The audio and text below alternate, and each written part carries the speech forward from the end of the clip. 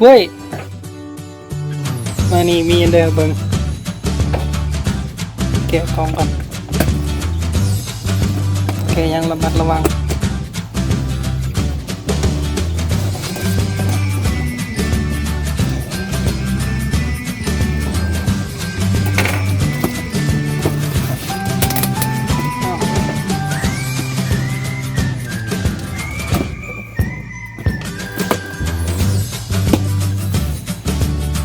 นี่เด้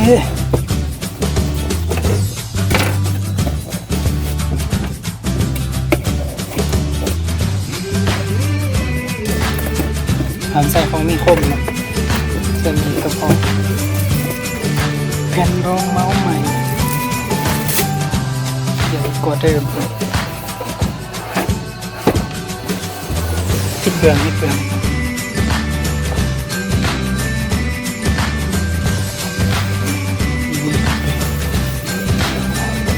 ำได้กระจิ๋วแต่ไม่มาต้องใส่กลมๆขนาดนี้เจียนทานขยะเนี่ยเก็บกล่องมันกันเลยสีโหดยังที่หกไทย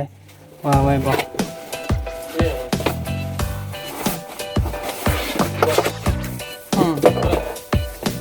55 หยวน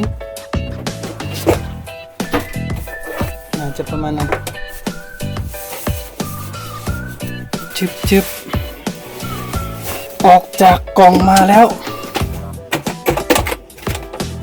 ลองเสียบไฟมันดู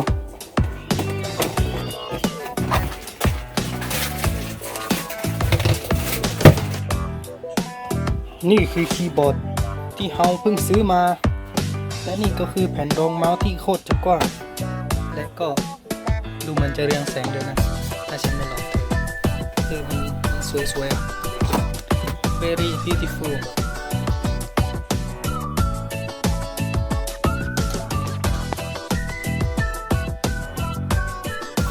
สวยมากนี่คืออะไรนี่น่าจะเป็นคู่มือโฟกัสดูวะ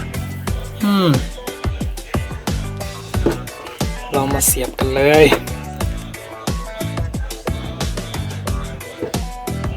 เอาแล้วนะทุกคนปัดโอ้ my god มันอะไรกันเนี่ยไฟแสงสีที่โคตรจะสวยเรามาทำตามคู่มือกันเลย FN Function and SCR คือปิดเปิดไฟทุกคนและ Function plus Crease Screen เฮ้ยอ่านบอกตัวนี้โอ้แบบไหนวะดับหงคักอยู่ปิดดิFN บวก P เพกดาว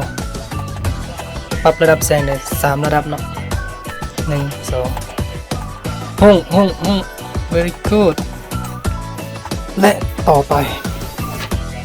น่าจะไม่มีอะไรแล้วทิ้ง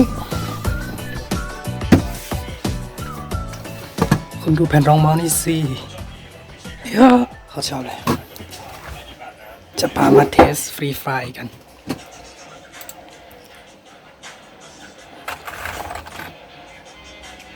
ไปกันเลย